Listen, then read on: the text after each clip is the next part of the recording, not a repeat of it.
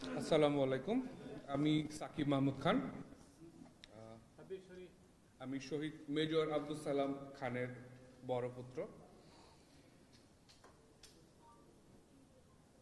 25 ফেব্রুয়ারি 26 ফেব্রুয়ারি খুবই সংবেদনশীল এবং স্পর্শকাতর একটা বিষয়। কথা বলার সময় যদি একটু অসংলগ্ন হয়ে যায় তার জন্য আগে ক্ষমা প্রার্থনা করে নিচ্ছি। সেই দুই দিনে কি হয়েছিল সেটার একটা ওভারঅল ধারণা মোটামুটি সবারই দেশবাসীর কাছে আপাতত আছে, এবং আমাদের এখানেও অনেকেই তাদের অভিজ্ঞতা বর্ণনা করলো। আমি শুধুমাত্র সংক্ষেপে সেই 36 ঘন্টায় আমার চাক্ষুষ যে অভিজ্ঞতা সেটা শুধু একটু সংক্ষেপে শেয়ার করব। সেই দিন সকালে প্রমি যেরকমটা বলছিল, গোলাগুলির শব্দ শুনতে পাই আমরা। এরকম এক্সারসাইজ এবং গোলাগুলির শব্দের সাথে আমরা পূর্ব পরিচিত। প্রথম দিকে ওরকমটাই মনে হয়েছিল। পরবর্তীতে হঠাৎ করে দেখি যে বন্দুক নিয়ে বাসার আশেপাশে মুখে কাপড় বেঁধে জওয়ানরা ঘুরে বেড়াচ্ছে। সেটা দেখে প্রথমে আমার মাথায় ঠেকলো যে কি হচ্ছে আশেপাশে, যদি একটু দেখা যায়। ফোন দিয়ে কাউকেই পাওয়া যাচ্ছে না তখন, পরিচিত যত মানুষ ছিল বিডিআরের ওখানে। সেই কারণে আমি তখন সিঁড়িতে ছাদে যাওয়ার চিন্তা করি। আমাদের বাসা ছিল 4 তলায়। ছাদে যাওয়ার সময় আধা সিঁড়ি পার হওয়ার পরে গাড়ি কিংবা গ্রেনেড কোনো একটা কিছু বাইরে ঠিক বিস্ফোরণ হয়। সিঁড়ি ঘরের কাঁচ সব ভেঙে যায়, আমার গায়ে এসে কিছু লাগে। শেল শক নামক একটা যে কানে তারা লেগে যায়, সেই অভিজ্ঞতার মধ্যে দিয়ে তখন যাই। তখন আমার প্রথম লিটারেলি এবং মেন্টালি ধাক্কা লাগে, হচ্ছেটা কি। এরপরে ভীত হয়ে বাসায় চলে আসি। আমি বাসায় চলে এসে আমাদের বারান্দায় যাই। বারান্দায় দেয়ালের সাথে আস্তে করে বুক লাগিয়ে একটু করে উকি দিয়ে দেখতে যাই যে কি হচ্ছে, কাউকে কি কিছু দেখা যায় কিনা লুকিয়ে লুকিয়ে। দেখলাম কয়েকজন সদস্য একতলা 2 তলা লক্ষ্য করে লাইভ রাউন্ড ফায়ার করছে জানলা দিয়ে। সেখানে তারা কি কাউকে দেখতে পেয়েছিল নাকি এলোপাতারি গুলি মারছিল আমি তখনও জানি না, এবং লাইভ রাউন্ড কিনা সেটাও তখনও জানি না। সেটা জানতে পারে তার ঠিক কিছুক্ষণ পরে, কয়েক সেকেন্ড পরে তারা যখন আমার সামনের বিল্ডিং থেকে গুলি করে পার হয়ে চলে যাচ্ছে, তারা আমাকে দেখতে পায়। দেখতে পেয়ে একজন সৈনিক আমার দিকে তাক করে গুলি ছোড়ে। গুলিটা এসে ঠিক আমার সামনের যে বারান্দার দেয়ালটা আছে সেই দেয়ালটাতে লাগে, এই বরাবর। ওই ইম্প্যাক্টে আমি তখন বারান্দাতে মাটি থেকে ধাক্কা খেয়ে, দেয়ালের যে গুলি লেগেছে সেই ধাক্কা খেয়ে মাটিতে পড়ে যাই। তারপরে কিছুক্ষণ আমার কাছে মনে হয় হয়তো আমার গুলি লেগেছে, আমি টের পাচ্ছি না, কারণ আমার ওই অ্যাড্রিনালিন রাশির জন্য কোনো সেন্স কাজ করছিল না। তার ঠিক কিছুক্ষণ পরেই 10-15 মিনিট পরেই বিডিআর জওয়ানরা আমাদের বিল্ডিংয়ে এসে দরজায় লাথি দিয়ে ভেঙে ভেঙে ঢুকে ঢুকে মানুষজনকে ধরে নিয়ে যাওয়া শুরু করে। আমাদের বাসায় এসে দরজা ভেঙে ঢুকে টেনে হিচড়ে আমি, আমার 11 বছর বয়সী ছোট ভাই, আমার মা, আমাদের একজন পরিচারিকা ছিল, সবাইকে ধাক্কা দিয়ে লাথাতে বন্দুক দিয়ে বাট দিয়ে বাড়ি দিতে দিতে নিয়ে যায়। বাসা থেকে নিয়ে যাওয়ার সময় ডিজি তৎকালীন বিডিআরের যে বাংলো, তার আগে আরেক দল সৈনিকরা আসে, আরো 3-4 জনের। যে 2 জন আমাদেরকে নিয়ে যাচ্ছিল তাদেরকে বলে যে এদেরকে কই নিয়ে যাচ্ছিস? তারা উত্তর দিয়ে কোয়ার্টার গার্ডে নিয়ে যাচ্ছি। সাথে সাথে আরেকজন এসে বলে, অফিসারের রক্তদের তো কোয়ার্টারে নিয়ে যাওয়ার দরকার নেই, এদেরকে এখানেই ধরে মারা ফেলি। ঠিক তখনই তার পাশে আরেকজন আমার বুকে ঠিক এই জায়গায় বন্দুকের নল তাক করে। সেই মুহূর্তে আমার মনে হয়েছিল যে হয়তো তখনই আমাকে মেরে ফেলবে, কিন্তু ভাগ্যক্রমে তখন তারা গুলি চালায়নি। তারপরে যে আমাদেরকে নিয়ে যাচ্ছিল তাদের মধ্যে দুজনের মধ্যে একজন বলে যে না মারিস না, এদেরকে নিয়ে আটকে রাখি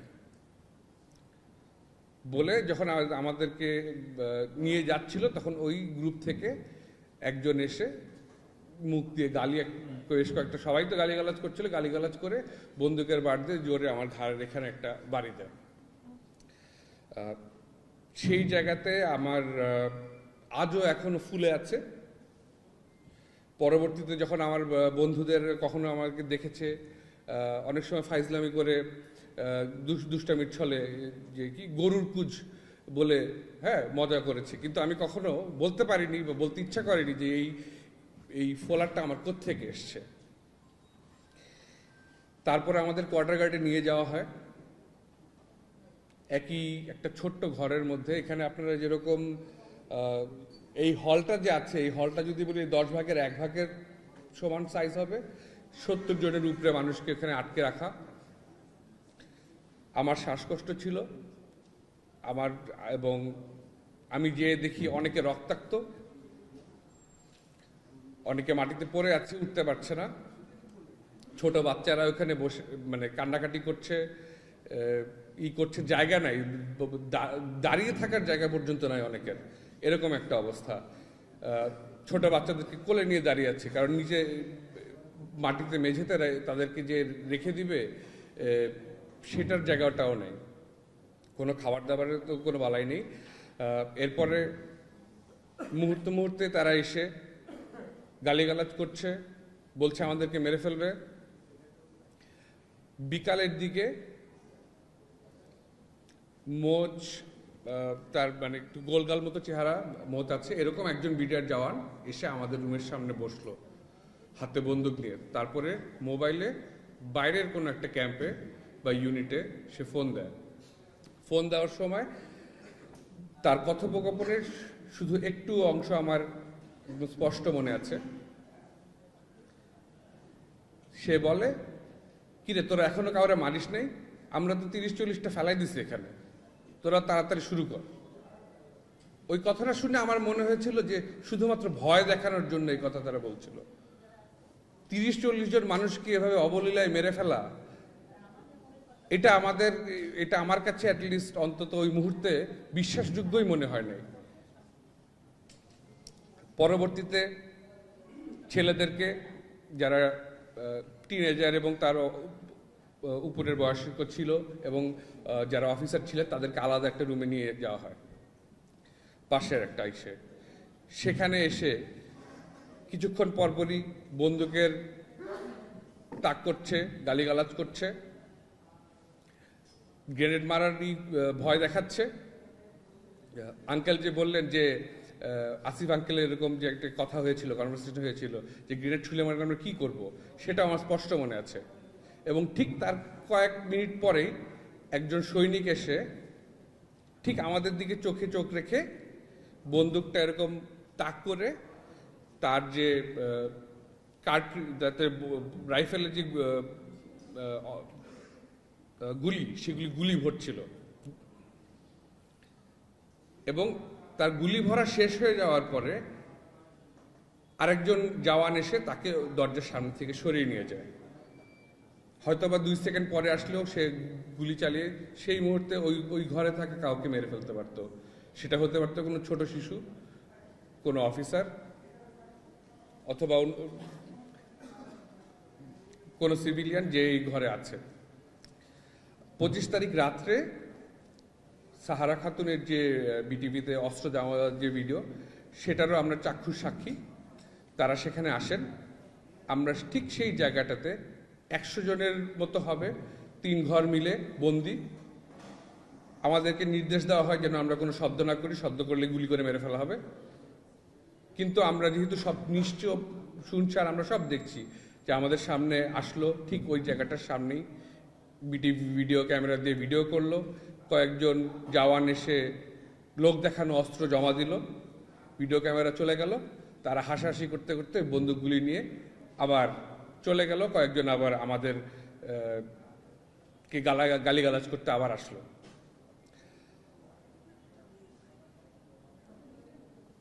ছত্রিশ ঘন্টা পরে যখন বের হই, প্রথম তো অবশ্যই চিন্তা যে বাবা কোথায়, বাবার কি খবর, কোনো খবর পাওয়া যাচ্ছে না। আস্তে আস্তে তখন বিভিন্ন লাশের সংবাদ পাচ্ছি, আর খালি টিভি স্ক্রলে আর সেনা লাইনে ফোন দিয়ে জানার চেষ্টা করছি যে অন্তত বাবার নামটা কি কোথাও দেখতে পাবো, সে কি বেঁচে আছে না মারা গেছে, কিছু তো জানি না। পরবর্তীতে একটা খবর পেলাম যে কিছু আনআইডেন্টিফাইড লাশ সিএমএইচ মর্গে আছে। সেখানে আমি আমার পরিবার সহ যাই। যে আপনার প্রথমে লাশটা দেখে শনাক্ত করতে পারি নাই। সেখানে আমার বাবার সাথে চাকরিরত কোর্সমেট, যাদের সাথে উনি দীর্ঘ 30 বছরের মতো চাকরি করেছেন, তারাও দুজন ছিলেন, তারাও প্রথমে চিনতে পারেন নাই। আমরা বের হয়ে আসি, কিছুক্ষণ নিজেদের মধ্যে কথাবার্তা বলি, তারপর ওনারাই সাজেস্ট করেন যে আসলে আমরা আরেকবার দেখা উচিত, আমাদের মন হয়তো মানছে না, তাই আসলে আমরা ওভাবে হয়তো দেখতে পাচ্ছি, ওভাবে আসলে কনফার্ম করতে পারছি না, আমরা কনফার্ম করার জন্য আরেকবার দেখি। তারপরে যে আঙ্কেলরা আসলে ওনারা তখন আমাকে আর কি পয়েন্ট আউট করেন যে তোমার বাবার এই অংশটার সাথে এই অংশটা দেখো, এটাই তোমার বাবার লাশ। এখনো আমার বাবার কোনো স্মৃতি যখন মনে করতে চেষ্টা করি, সবার আগে সেই ছবিটাই ভেসে ওঠে। আমি আজকে কোনো দাবি দাওয়া জানাতে চাচ্ছি না, আমি শুধু আমার অভিজ্ঞতা শেয়ার করছি আর জাতির উদ্দেশ্যে বলছি যে আপনাদের বিবেক এগুলি শুনে যা বলে আপনারা সেটাই করেন। ধন্যবাদ।